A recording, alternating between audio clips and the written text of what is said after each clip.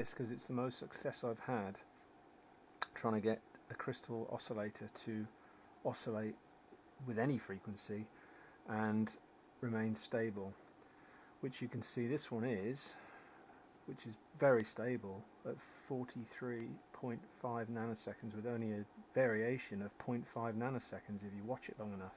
It's a real arbitrary frequency at 22 to 23 megahertz, but obviously that's fluctuating more than the actual period is.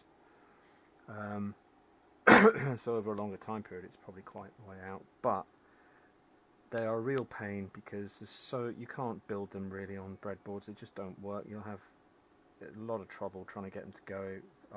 This is my, I don't know, 4th attempt at different circuits.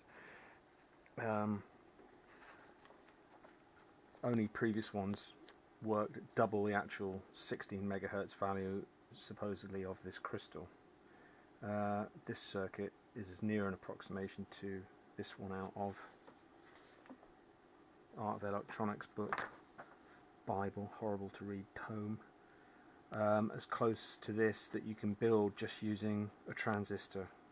All the others are going to work better with op amps or field effect transistors, but with just a normal bipolar transistor, this is the only one I've managed to get with such a clean signal and quite a reasonable peak-to-peak voltage. But even then it's completely arbitrary because it only kicked in when I was trying to read the voltage between the base and the collector of the transistor to make sure it turned on, and just by connecting that it fired up. If I take that off it'll stop. So this reading doesn't mean anything anyway, because obviously it's not going to have a minus 1.1 volts across the base, because that means the transistor would be switched off.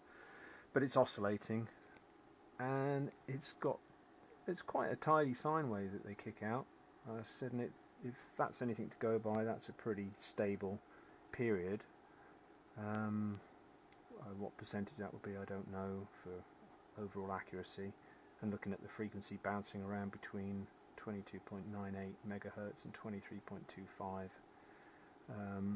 It's a small percentage, but you know, maybe it would do as a low-end clock. But that's an oscillator working, a rare phenomenon.